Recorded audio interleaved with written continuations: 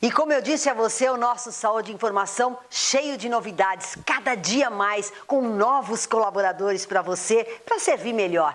Questione, mande as suas perguntas, o nosso WhatsApp está aqui na telinha. E agora, dá uma olhadinha nessa matéria. E o nosso Saúde e Informação sempre com coisas boas, notícias boas, eu diria. Hoje, com a doutora Aline Turbino, ela é neurologista e nós vamos falar sobre enxaqueca, né? Que é um problema muito frequente entre homens e mulheres, né? E afeta a sua qualidade de vida e pode se transformar em doença muito grave. Doutora Aline vai estar falando sobre os sintomas, as causas, as precauções também. Tudo bem, doutora? Tudo bem, obrigada pelo convite, de estar participando desse programa que eu acho maravilhoso. Muito obrigada. Então nós vamos falar assim, 1 em cada 5 mulheres tem enxaqueca. Isso é verdade, doutora? Isso, os estudos mostram que 1 a cada 5 mulheres tem enxaqueca e alguns estudos mostram até 1 para cada 3 mulheres, né? O risco é maior em ser mulher e possuir enxaqueca porque a mulher tem um componente do estrogênio, um hormônio que o homem não possui, então ela tem um risco maior de ter dor de cabeça.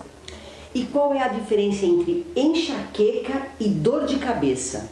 Então, dor de cabeça, a gente chama de dor de cabeça qualquer sensação de dor, né? Então, a enxaqueca é um tipo de dor de cabeça. Existe o que a gente chama de classificação internacional das cefaleias, que é onde a gente se baseia nos diagnósticos, né? E a enxaqueca é um dos tipos de dor de cabeça que existem.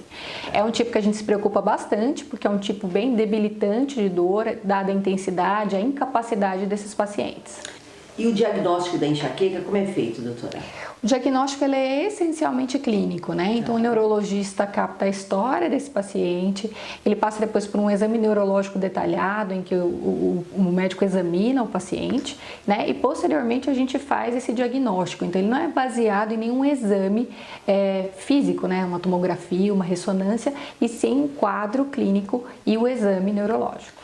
E a pergunta, né, que a enxaqueca, ela tem cura? Hoje ela já tem cura? Então a gente já sabe hoje que a enxaqueca, quem tem enxaqueca tem uma suscetibilidade genética. Então esses pacientes têm uma alteração genética que predispõe o cérebro deles a serem hipersensíveis a alguns estímulos. Então luz, por exemplo, barulho, estresse emocional, alterações hormonais.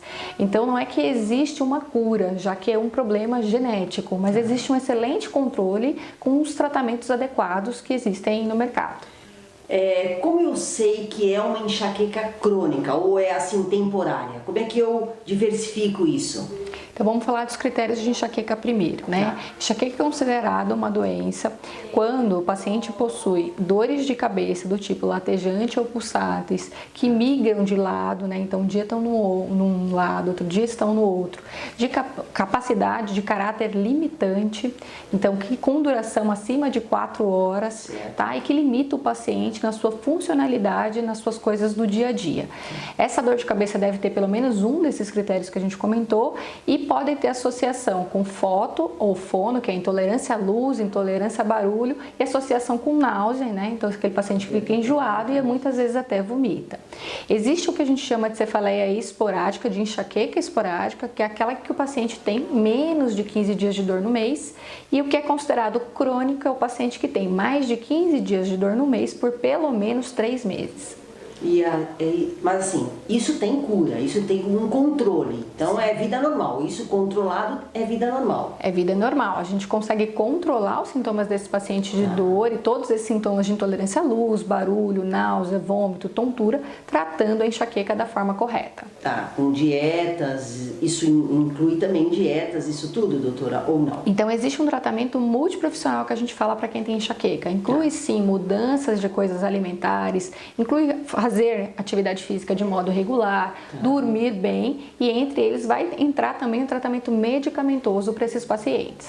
Assim, só para alertar as pessoas, caso elas detectam que estejam com essa enxaqueca crônica, não cuidando pode se desencadear outras doenças piores, né, doutora? Graves, né? Sim, a enxaqueca crônica, que é aquela que a gente comentou, que tem mais de 15 dias de dor no mês, ela está associada a múltiplas comorbidades, né? Que são isso, outras doenças que começam a aparecer junto com ela, pela ausência desse tratamento e presença da dor por muito tempo, né? Então, o bruxismo, né? Aqueles pacientes que rangem o dente, algumas doenças reumatológicas, como a fibromialgia, que são dores difusas no corpo, a insônia, então a dificuldade de dormir, a dificuldade de manter o sono, aquele paciente que dorme mais superficial, acorda toda hora, por exemplo.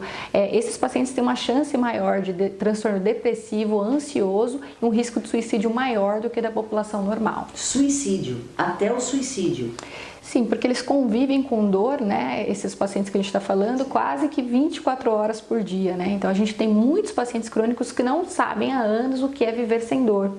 E o estado de ter dor todos os dias gera um processo inflamatório crônico mesmo no nosso cérebro, altera a nossa forma de pensar, de raciocinar e de agir. E os principais tratamentos para a enxaqueca? Então, hoje existe o tratamento multidisciplinar que a gente comentou. Então, é interessante uma mudança, uma avaliação nutricional desse paciente. A gente sabe que através da nutrição a gente consegue melhora. É interessante um processo, às vezes, de fisioterapia, na dependência se esse paciente também tem dores miofaciais associadas e má postura da região cervical. É interessante que esse paciente tenha um tratamento de fase aguda, que é para controle da dor, e um outro tratamento que a gente chama de preventivo, que é o tratamento de longo prazo, que vai evitar as crises de dor desse paciente. Doutora, nós temos muita coisa para falar ainda, né? Mas nós vamos estar aqui fazendo uma sequência no Saúde e Informação com a doutora Aline Turbino. Ela vai estar outras vezes. Se você teve alguma dúvida, ficou com alguma dúvida, pode mandar as suas perguntas. O nosso WhatsApp está aqui na telinha para você mandar. E também o endereço da doutora, também ela vai responder com o maior carinho. Muito obrigada, viu, doutora? Foi muito esclarecedor, porque enxaqueca é um problema seríssimo, né? Que afeta muitas pessoas. E nós fazemos o Saúde e Informação de acordo com as pessoas. Elas mandam as sugestões das pautas e enxaqueca era uma delas. E foi muito bem esclarecido, viu? Muito obrigada pela sua presença. O nosso Saúde e Informação volta já já.